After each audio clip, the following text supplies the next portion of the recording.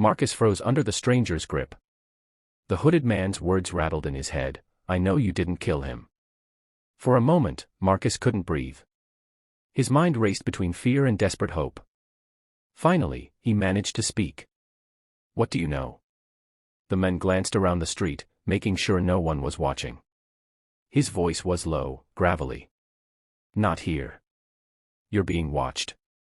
Marcus tensed. "By who?" "Cops. Gangs. Doesn't matter. You're marked. If you don't move carefully, you're done." The man pulled a folded piece of paper from his pocket, shoved it into Marcus's hand, and stepped back. "Find this place. Tonight. You'll understand." Before Marcus could respond, headlights flared at the end of the block. A patrol car. The hooded man melted into the shadows, gone as quickly as he'd appeared. Marcus stood frozen, the paper crumpled in his fist. Sirens wailed in the distance. He shoved the note into his pocket and rushed upstairs, heart hammering. Inside his apartment, Evelyn was waiting, pacing the living room. "Where have you been?" she snapped. "I've been worried sick." Marcus held up a hand, still catching his breath.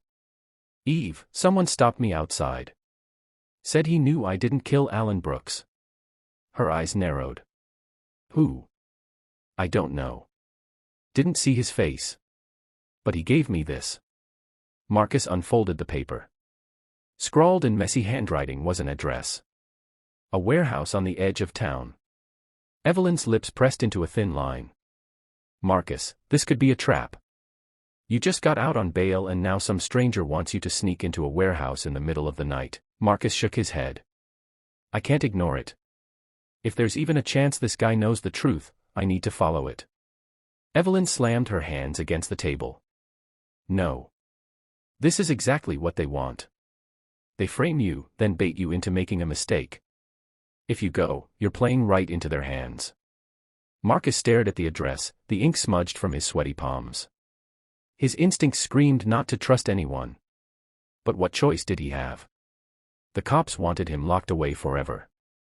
Evelyn believed in the courts, but the system had already decided he was guilty. He folded the paper, slipping it into his pocket. "I can't sit back and do nothing, Eve. If I don't find answers, I'm finished." Her voice softened, but her eyes were fierce. "Then I'm coming with you." Marcus shook his head. "No.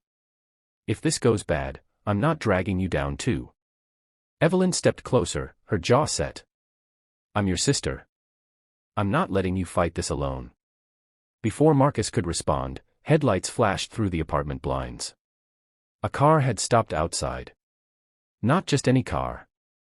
A black and white. Police. Marcus's blood ran cold. "They're here." He and Evelyn ducked behind the window. Detective Carter climbed out, his silhouette unmistakable even in the dark. Daniels followed close behind. Marcus cursed under his breath. "They're watching me." Evelyn whispered urgently. "If they see you leave, they'll follow. You'll never make it to that warehouse." The knock came loud and hard. Carter's voice bellowed from the hallway. "Hale. Open up. We've got some more questions for you." Marcus's pulse spiked. He mouthed to Evelyn, "Don't say a word." The knocking grew violent. "Open the damn door, Hale, or I'll break it down." Evelyn grabbed Marcus's arm. "You can't stay here. They'll drag you back in." Marcus looked toward the fire escape. One risky option. But it was the only way. He slipped out the window as Evelyn stalled at the door, her voice firm. "You have no warrant, detective." Carter barked back, but Marcus was already halfway down the rusted fire escape, sneakers thudding against the metal. He dropped into the alley, sprinting through shadows until the night swallowed him whole. Minutes later, he stood at the edge of the city's industrial district. The warehouse loomed in the distance, its windows shattered, its walls tagged with graffiti. Marcus pushed the door open, hinges groaning. The inside was cold, dark, filled with the smell of rust and mold. He crept deeper, every step echoing. Then he heard it, footsteps. The hooded man stepped from the shadows. This time, Marcus got a clearer look. Mid-30s, scar across his cheek, eyes sharp but weary.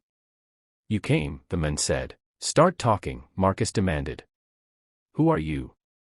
Name's Darnell, the men replied. And I saw who killed Alan Brooks. Marcus froze. Who? Darnell's voice dropped. Not you. Not any black men. It was Carter. Detective Carter pulled the trigger himself. The words hit like a hammer. Marcus staggered back. That's impossible. I saw it, Darnell insisted. Carter and Daniels cornered Brooks behind the diner. They argued. Then Carter shot him. 2 rounds to the chest. Cold. Clean. They planted the weapon in your locker because you were the easy target. Marcus's world tilted. Everything suddenly made sense, the drugs, the setup, the smug smile on Carter's face. But before Marcus could speak, a sound ripped through the warehouse. Tires screeching outside. Doors slamming. Darnell's eyes went wide. They followed you. Marcus spun toward the exit, heart pounding. Through the broken window, he saw flashlights cutting through the night. Voices barked orders. Carter. Daniels. And more. Darnell grabbed Marcus's arm, shoving something into his pocket. A small flash drive. This has what you need. Proof. Don't let them catch you. The warehouse door burst open. Police lights flooded the room. Marcus Hale. Carter's voice boomed. Hands where I can see, M. Marcus looked at Darnell. But the hooded men had already slipped back into the shadows, gone. Now Marcus stood alone, cornered, as flashlights and guns closed in.